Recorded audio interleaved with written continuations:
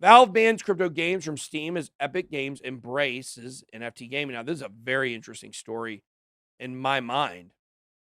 This is from the cat here, written on bitboycrypto.com. You guys can check out the news section we have right here. You guys can go there, check that out.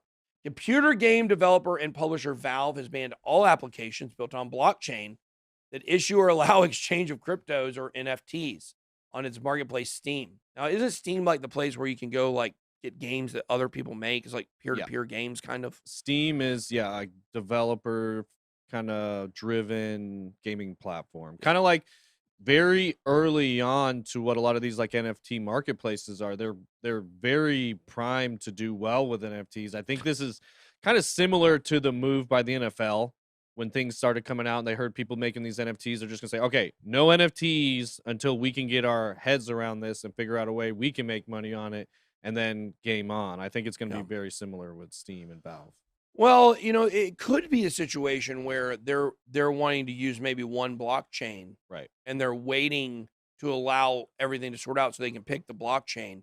I That think could be because it makes sense if you think about it to let all your games run on one blockchain. Because this is where things get a little quirky with crypto and NFTs and gaming.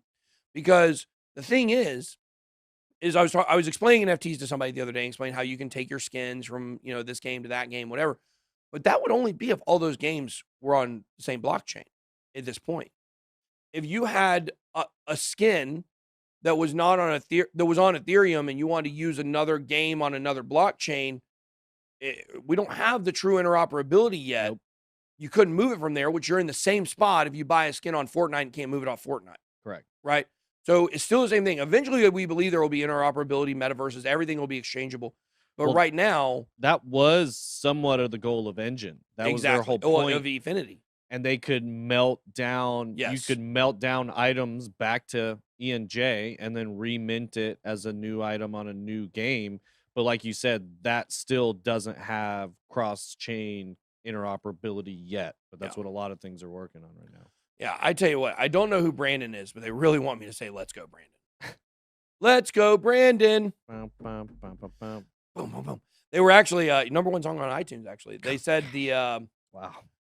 At the Braves game, there were several times they were trying to get the "Let's Go, Brandon" chant going, and there was actually the real chant going on somewhere down in the corner. Glad my kids weren't near that one. Yeah, and Tehran Crypto says Cosmos fixes this. Cosmos, same blockchain, Polkadot. There's a lot of stuff. We definitely do believe that Efinity is NFT cross marketplace with Engine. So, and what you'll see a lot of times, guys, is these actual tech innovations happen in the bear market, and then they're the fuel for the next cycle. So a lot of these problems that we're talking about that are going to be hindrances to actually getting these products used by real users the way they're supposed to be get solved in a bear market when new tech's coming out, and then that's the fuel for the next big hype cycle.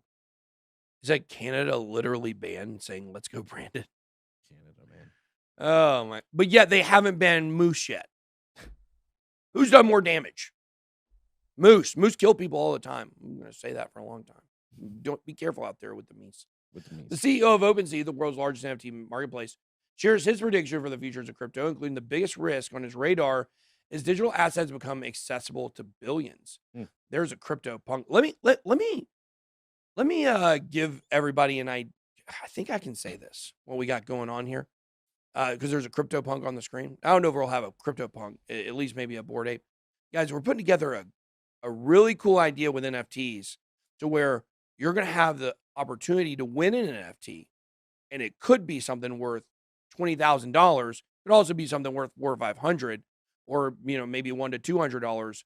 But it's kind of like random which one you get, and it's all in the blockchain, so it's all transparent. You got to see where everything goes. I don't want to give the idea because I'm afraid somebody will steal it right now. But we're working on something really big with NFTs. Give you a chance to win a Bored Ape or something really good like that. So pay attention. We're going to be having some more news on that coming up. But basically what he said, you talk to people today and they're devoting their entire lives to crypto. What an idiot. Who would do that?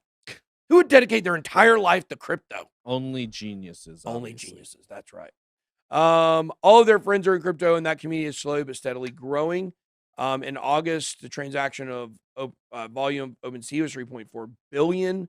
Insane. Let's see what he said. He said NFT art is evolving, which we know. This is what I want to get to, his thoughts on the future of NFTs. I think you'll see a more customized and tailored experience.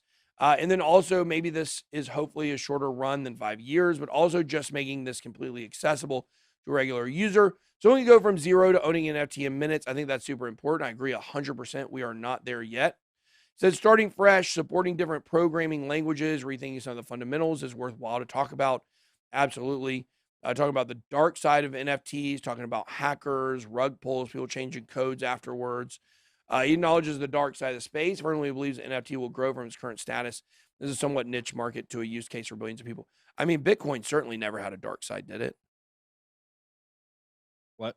Hmm? What'd you say? Who? Yes. I said Bitcoin never had a dark side. Okay.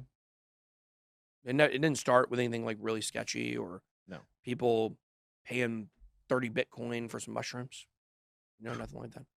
There's a funny image out there. I can't remember where it was. And it showed the amount of money that people paid, actual Silk Road transactions for illegal things, such as illegal mushrooms. If you're having a bad day, just remember there's somebody out there that paid 30 Bitcoin for a bag of mushrooms. Just remember that. It'll make you feel better about yourself.